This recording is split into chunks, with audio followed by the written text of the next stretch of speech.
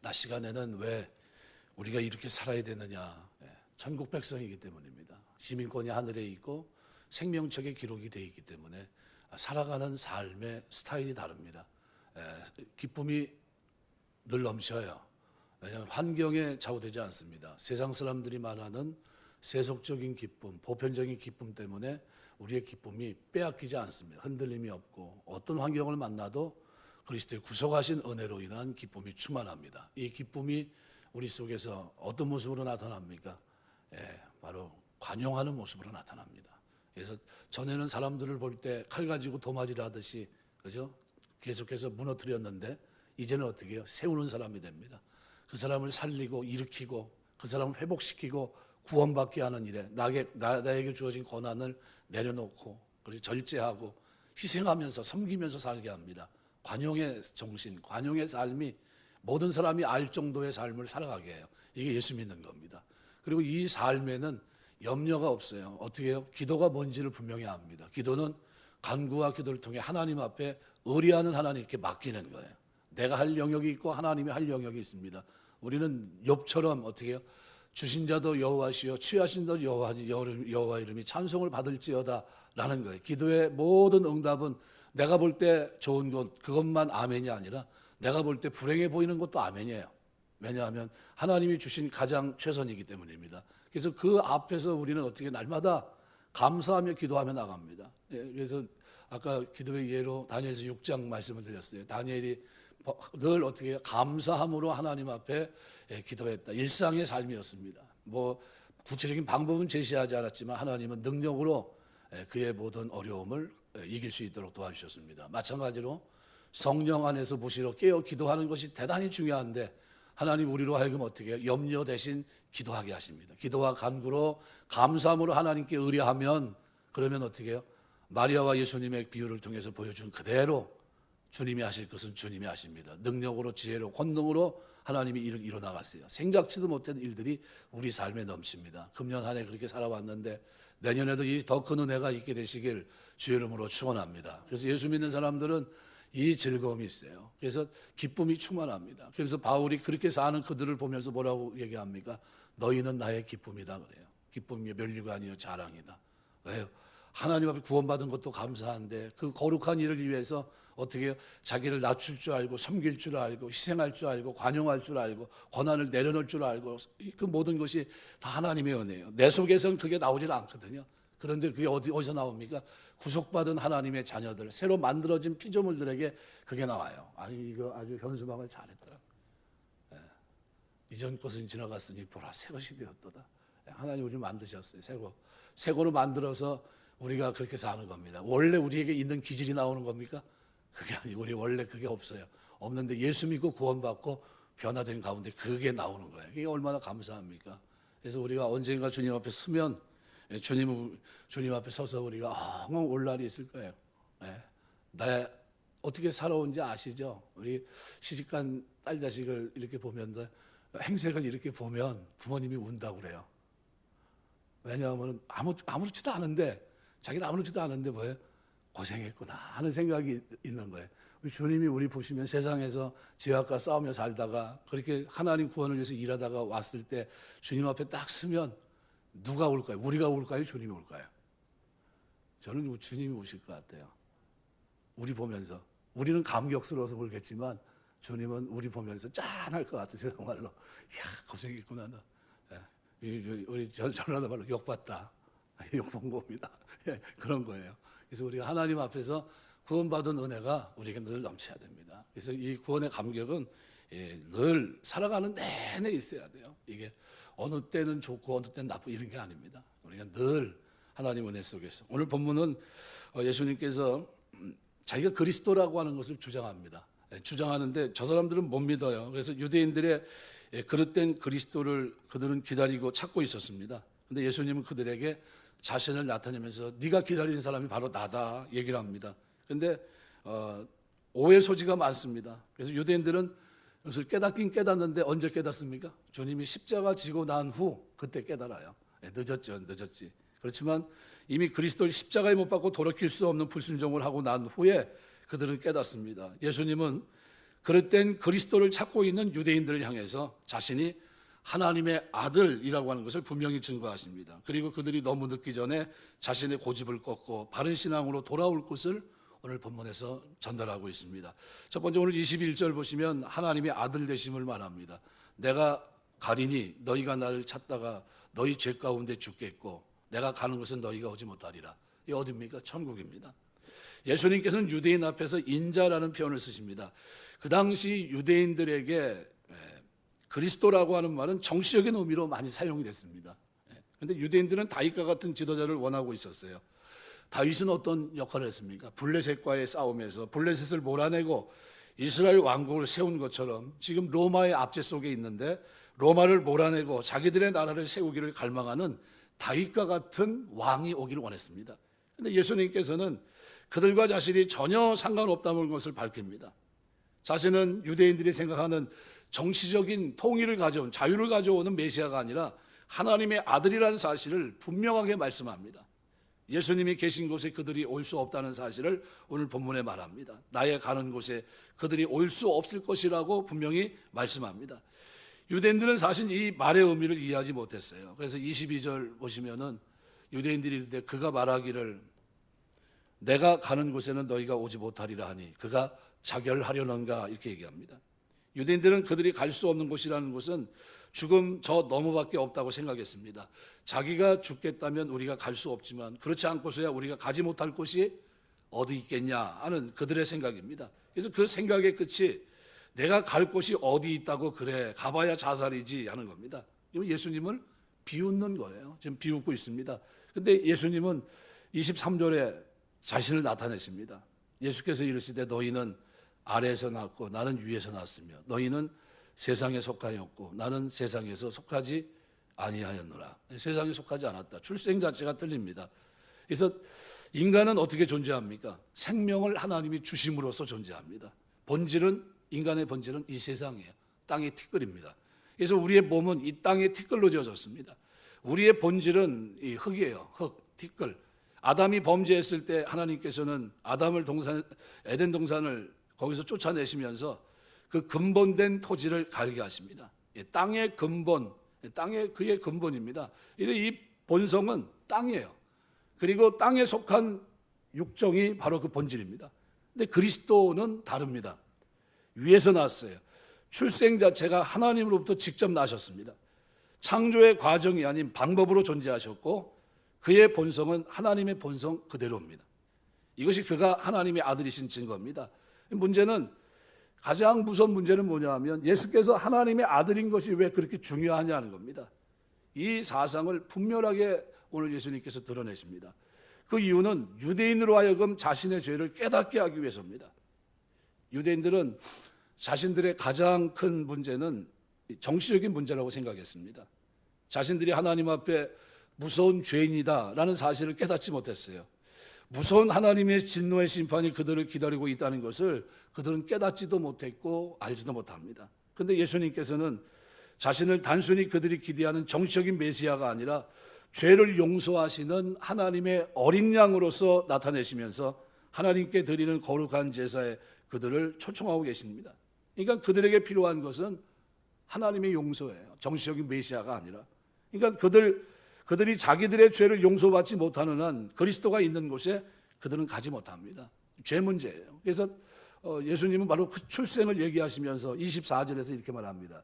그러므로 내가 너희에게 말하기를 너희가 너희 죄 가운데 죽으리라 하였노라. 너희가 만일 내가 그인 줄 믿지 아니하면 너희 죄 가운데서 죽으리라. 두 번이나 반복합니다. 뭐 때문에 죽어요? 죄 때문에 죽는 겁니다. 죄의 싹은 사망이에요. 하나님의 은사는 그리스도 예수 안에서 있는 영생인데 그런데 죄의 싹은 뭡니까? 사망이에요. 이건 죄가 뭡니까? 하나님을 반역하는 우리의 본성입니다. 우리 안에는 하나님께 대한 무서운 적대감 또는 증오가 있습니다. 이해할 수 없는 하나님께 대한 분노가 있어요. 그래서 인간의 가장 큰 불행은 하나님을 증오하고 미워하는 겁니다. 따라서 하나님의 용서가 없는 한 우리는 자기 자신을 찾을 수가 없습니다. 죄 가운데 죽을 수밖에 없습니다. 내비놔두면 그냥 자동적으로 멸합니다. 예수님께서 오신 것은 이 하나님의 용서를 주시기 위해서입니다. 하나님 앞에서 우리를 도와줄 사람은 이 땅에 존재하지 않습니다. 사람들은 다 죄 가운데 있어요. 사람들은 그 자신도 하나님 앞에 죄인이기 때문에 전혀 다른 사람을 도울 수가 없습니다. 오직 십자가에 달리신 그분 외에는 나에게 하나님의 용서를 가져다 줄 수 있는 사람이 이 세상에 존재하지 않습니다. 그는 어떤 죄든지 깨끗하게 사하십니다. 우리가 하나님의 용서를 누릴 수 있도록 하십니다. 그래서 십자가상에서 마지막으로 상징적으로 보여준 게 뭡니까? 강편, 오른편 강도라고 얘기하는 사람의 구원이에요. 내가 오늘 나와 함께 낙원에 있으리라. 구원받을 만한 조건, 자격을 갖췄습니까? 아무것도 갖춘 게 없어요. 그런데 누굴 믿음으로요? 그리스도를 믿음으로 구원받게 하십니다. 그래서 유대인들은 예수님께 내가 누구냐라고 질문합니다. 우리가 필요로 하는 사람은 정치적인 구원자인데 도대체 당신은 뭐 하는 사람이길래 지금 나타나서 하나님의 아들이냐고 떠드냐, 이런 얘기입니다. 근데 예수님이 이렇게 말씀합니다. 나는 처음부터 너에게 말하여 온 자니라. 무슨 얘기입니까? 나는 스스로 있는 자라는 거예요. 누구의 창세기 3장에 나와 있는 모세 앞에 나와 있던 떨기나무 앞에 있었던 나는 스스로 있는 자니라, 여호와 하나님을 말하는 겁니다. 그러니까 유대인들 마음에는 재해석된 그리스도가 아니라 성경이 원래부터 말씀해온 약속하신 분, 바로 그분으로 자기를 표현하고 있는 겁니다. 이스라엘 역사는 처음부터 한 인물을 가리킵니다. 그분이 누굽니까? 노아가 기다리고 있었고 아브라함이 기다렸던 그분, 야곱과 요셉이 기다렸던 그분, 모세가 약속했던 그분, 다윗이 사모하며 기다렸던 그분, 그분이 누굽니까? 바로 예수님은 자신이 바로 그분이라고 얘기하는 겁니다. 구약이 오실 그리스도를 얘기하고 있는 겁니다. 신약이 오신 그리스도를 얘기하고 다시 오실 그리스도를 얘기하고 있는 겁니다. 그러니까 예수님은 다윗의 입을 통해서 자신의 고난을 예언하신 그 여호와 하나님이십니다. 이스라엘이 어려울 때마다 그들에게 나타나셔서 구원하셨던 하나님, 위기 때마다 다윗과 함께 하시며 건져주신 그 하나님, 바로 자신이 산성이고 반석이고 노래하던 바로 그 하나님이에요. 온 인간이 그렇게 간절히 기다렸던 사랑의 하나님이 바로 그분이었습니다. 그리스도가 중심이 되지 않는다면, 그래서 어떤 기독교라 할지라도 그거는 바른 기독교가 될 수가 없습니다. 오늘날 많은 사람들이 기독교를 미워합니다. 그러나 그것은 기독교가 아닙니다. 기독교가 아닌 다른 것을 기독교나 생각하고 예수를 미워하고 기독교를 혐오합니다. 뭐 때문에 그렇습니까? 욕심 때문에 그런 겁니다. 하나님 말씀을 말씀 그대로 보지 않고 우리의 타락한 본성에 따라서 이렇게 어떻게 해요? 바꿀 때 거기에 이미 부패한 요소가 들어가니까 그리스도의 아름다움과 영광은 교회 안에서 몰아내고 있는 겁니다. 그래서 26절에 보시면은 이렇게 표현합니다. 내가 너희에게 대하여 판단할 것이 많으나 나를 보내신 이가 참되심에 내가 그에게 들은 그것을 세상에 말하노라. 오직 하나님 말씀밖에는 참된 것이 없다는 거예요. 우리가 생각은 날마다 뭐로 바꿔야 됩니까? 말씀으로. 개혁주의라는 게 뭡니까? 날마다 말씀으로 개혁하는 게 개혁주의입니다. 말씀에 비춰서 양파 껍질 벗기듯이 잘못된 건 어떻게 해요? 자꾸 툴툴 털어버려야 돼요. 털어버려야 됩니다. 오늘 교회가 바른 하나님 말씀으로 돌이키지 않는다면 그들은 결코 죄 문제를 해결받을 수 없을 겁니다. 왜요? 그 당시에도 많이 왜곡되어 있었어요. 유대인들과 바리새인, 서기관, 율법사들 전체가 어떻게 해요? 하나님 말씀에서 오실 그이가 왔는데 정작 그분을 영접하지 못했거든요. 가장 영접해야 될 그들이 영접하지 못했어요. 말씀을 가르쳤던 그들이 말씀과 무관한 자였습니다. 오늘 교회가 바른 하나님 말씀으로 돌아가지 않는다면 그들은 결코 죄 문제를 해결받을 수 없을 겁니다. 그러니까 교회는 뭡니까? 여기서만 유일하게 전 세상 어디에서도 교회에서만 죄 문제를 다룹니다. 다른 데서 죄 문제를 다루면 뭐라 그럽니까? 왜 그래? 여기가 뭐 형무소야? 여기가 뭐 법정이야? 막 이럽니다. 근데 교회는 어때요? 하나님과의 본질적인 문제를 다루기 때문에 교회에서 입을 다루면 안 됩니다. 교회는 우리의 죄 문제, 이 문제를 다룹니다. 그래서 죄 가운데 죽을 수밖에 없다는 얘기, 오직 하나님의 은혜만이 우리를 살린다는 이 메시지는 교회만이 줄 수 있는 메시지입니다. 우리의 머리가 성경을 앞질러 갈 때 이미 거기에는 하나님의 진리를 거짓 것으로 바꾸는 역사가 일어나고 있는 거예요. 그래서 성경을 왜곡하면 안 됩니다. 그래서 뭐라고 얘기합니까? 변하지 말라고. 더하지도 말고 빼지도 말고 1.1에 그대로 변함없는 말씀이에요. 이거 우리가 하나님 말씀을 통해서 믿고 회개하고 구원받은 하나님의 자녀들인 줄 믿습니다. 그러니까 우리 여기다 뭐 더한 것도 없고 뺀 것도 없고 그대로 가감 없이 받아들이는 겁니다. 그래서 우리 예수님이 이렇게 얘기한 이유가 뭡니까? 그들이 믿기를 요구했던, 내가 바로 그다. 너희가 얘기했던 그 바로 나다. 너희는 정치적인 메시아 기다리지 말고 누굴요? 나를 통해서 어떻게 해요? 영혼의 구원, 죄 문제가 해결되고 천국 백성이 돼야 된다는 겁니다. 그래서 28절에 보면 이에 예수께서 이르시되 너희가 인자를 든 후에야 내가 그인 줄 알고 또 내가 스스로 아무것도 하지 아니하고 오직 아버지께서 가르치신 대로 이것들을 말하는 줄 알리라. 여러분, 예수님께서는 유대인들이 깨닫기는 하겠지만 아마 늦은 때 깨달을 거다 이렇게 얘기합니다. 언제요? 십자가 지고 나신 후. 군대 장관이 얘기하잖아요. 그는 실로 하나님의 아들이었도다. 전혀 이방인의 입에서 나온 얘기거든요. 그러니까 예수님이 로마 군대 장관이 그렇게 얘기해요. 결국 유대인들도 예수께서 하나님의 아들이신 것을 알게 될 겁니다. 그러나 그들이 깨달았을 때에는 이미 돌이킬 수 없는 반역을 한 후에요. 여기서 인자가 든다는 것은 십자가에 못 박히는 것, 장대에 달린 못뱀과 같이 달리는 것을 말합니다. 여기서 깨닫는 것에는 두 종류가 있어요. 멸망당하면서 깨닫는 것과 미리 깨닫는 겁니다. 유대인들은 전자입니다. 멸망당하면서 깨닫는 거. 그 하나님 아들이었구나. 그들은 이미 어떻게 엎질러진 물입니다. 예루살렘 성이 비참하게 파괴되고 수많은 사람이 살육을 당할 때 그들이 죽는 것은 왜 죽습니까? 십자가에 달린 그 사람 때문이라는 것을 나중에 깨닫게 돼요. 그때 영접했어야 되는데 결국은 어떻게 해요? 영접하지 못했던 겁니다. 이미 미리 깨닫는 것, 이게 은혜예요. 그래서 우리가 늘 하나님 말씀을 대할 때마다 성경을 여러 번 읽는 것도 참 중요한데 뭐부터 해야 돼요? 말씀을 읽을 때 하나님 깨닫는 은혜와 복을 주옵소서 기도하시고 읽어야 돼요. 성령께서 알게 해주시고 깨닫게 하셔서 내가 그 하나님을 뭐하는 자리로요? 경외하고 경배하는 자리로 할 수 있도록 도와주옵소서. 꼭 그렇게 하셔야 됩니다. 성경은 우리가 어떻게 해요? 글이 아니라 뭡니까? 하나님 경외하고 경배하는 자리로 나갈 수 있도록 방향을 제시해 주는 겁니다. 그래서 너무 늦기 전에 깨닫는 것이 중요합니다. 우리가 금년에 성경 한 번이라도 읽은 분들에게는 상품권을 하나씩 주겠습니다. 어떻게 됐든 간에 약소하지만 상징적인 거죠. 그런데 꼭 읽으십시오 했는데도 죽었다 깨나도 안 읽는 분은 안 읽어요. 내가 시간이 얼마나 바쁜 사람인데 이렇게 얘기합니다. 그런데 그렇게 하면 안 되고 시간을 우선해야 돼요. 우선. 스티븐 코비가 책을 쓰고 그러잖아요. 사람이 성공한 사람 특징 가운데 하나가 뭡니까? 중요한 것부터 먼저 하는 거예요. 중요한 것부터. 내 삶에 가장 중요한 게 뭡니까? 하나님과의 관계 아닙니까? 그럼 그거부터 설정하는 거예요. 매일 첫 시간 누구와의 만남입니까? 하나님과 기도와 간구로 하나님 앞에 아뢰는 겁니다. 이게 제일 중요해요. 그럼 뭘 하나님이 어떻게 해요? 마음의 평강으로 마음과 생각을 지켜주시는 겁니다. 그런 은혜 속에 날마다 행복한 신앙생활 되시길 주의 이름으로 축원합니다. 자꾸 구분하면 안 돼요. 거기를 기도하면서 기도를 오래 한다고 해서 자꾸 뭐까지 하려고 해요? 하나님이 해야 될 영역까지 들어가서 이거는 이렇게 해야 되고 저건 저렇게 당신은 어떻게 생각하십니까? 뭐 이렇게 물고 있으면 그건 잘못되는 거예요. 그러지 말고 어디까지만 하면 돼요? 주님, 저는 여기까지입니다. 저에게 이게 필요합니다. 꼭 도와주실 줄 믿습니다. 그리고 거기까지 해야 돼요. 그리고 마음의 평안으로 돌아가야지. 주님 이걸 할 수 있을까? 글쎄 모르겠어요. 이거 뭐 그러면서 고민에 빠지면 안 돼요. 그건 누가 할 일이에요? 주님이 하실 일이에요. 그러면 하나님 어떻게 해요?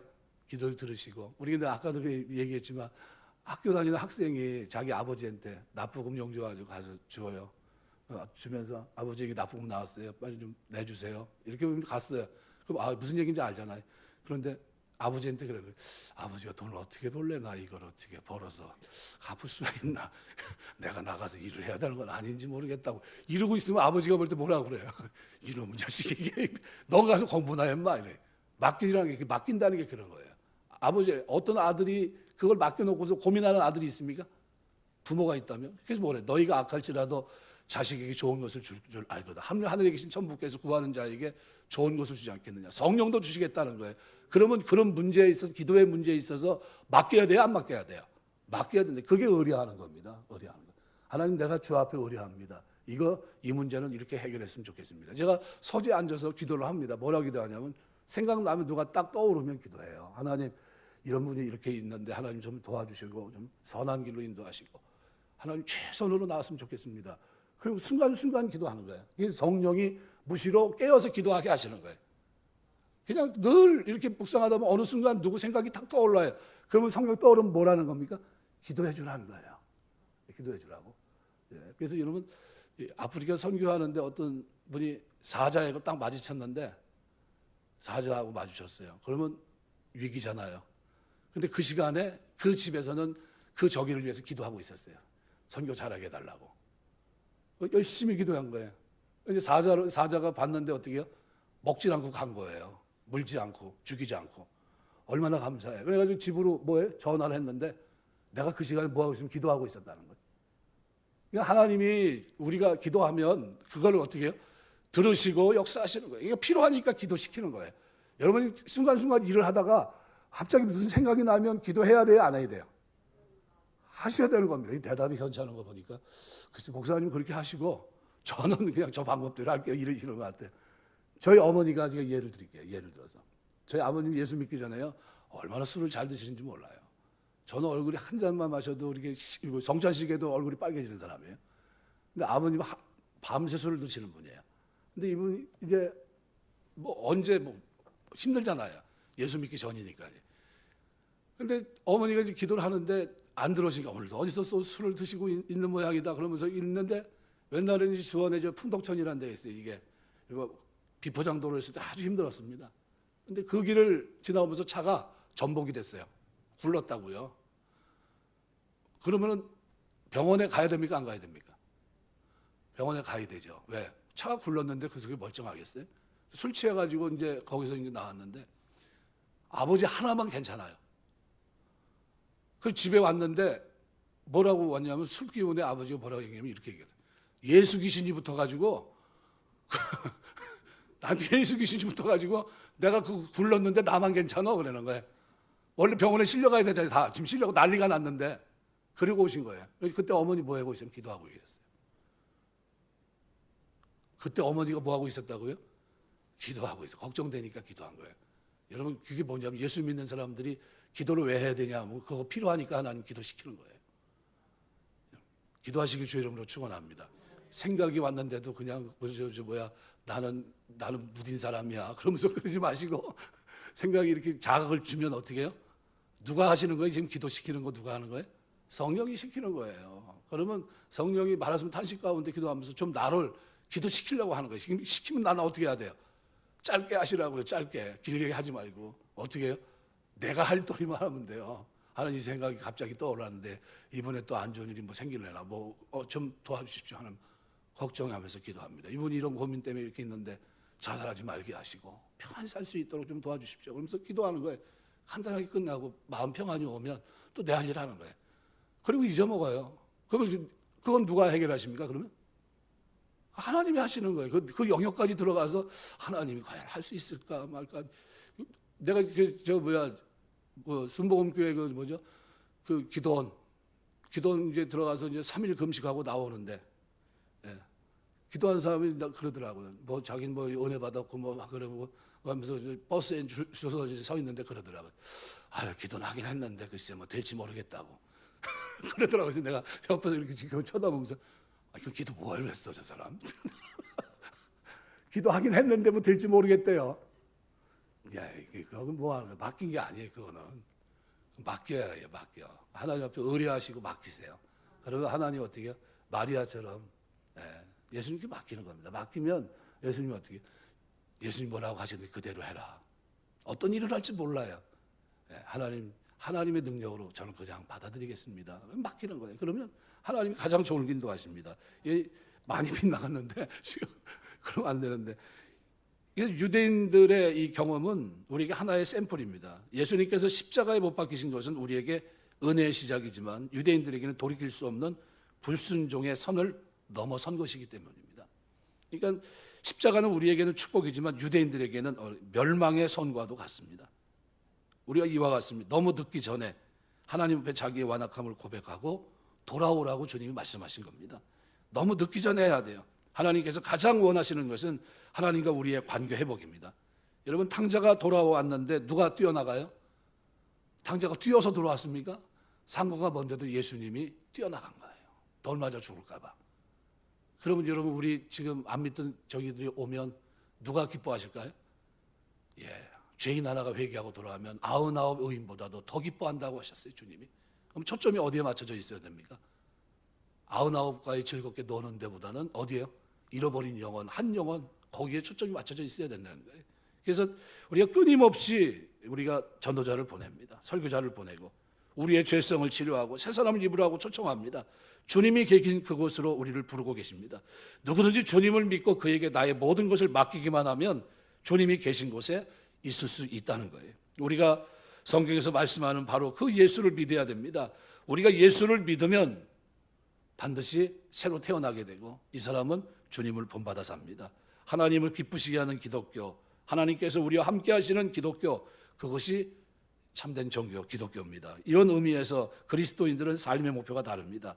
살기 위해서 일하는 것이 아니라 하나님께서 기뻐하시는 일을 하기 위해서 살아가는 거예요.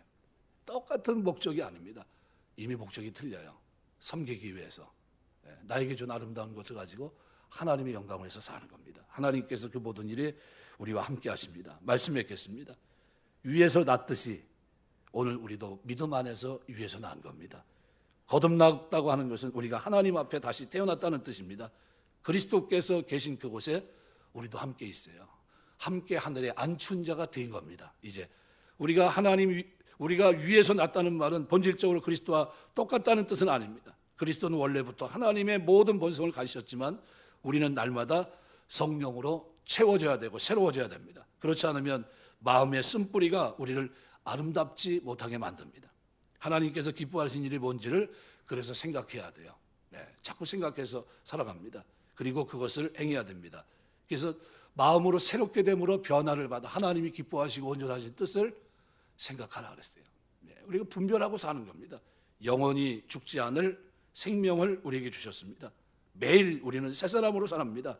그래서 나보다 너희가 더 큰 일을 행할 수 있다라고 주님은 말씀하십니다. 오늘 우리가 주님 안에서 새 힘 얻고 날마다 금년 한 해 살아왔는데 내년 한 해는 더 힘찬, 더 보람찬 하나님과 함께 동행하는 그런 한 해가 됐으면 좋겠습니다. 말씀 붙잡고 기도하는 중에 기적 같은 일들이 저와 여러분의 삶 속에 충만하게 넘치게 되시길 주의 이름으로 축원합니다. 기도하겠습니다.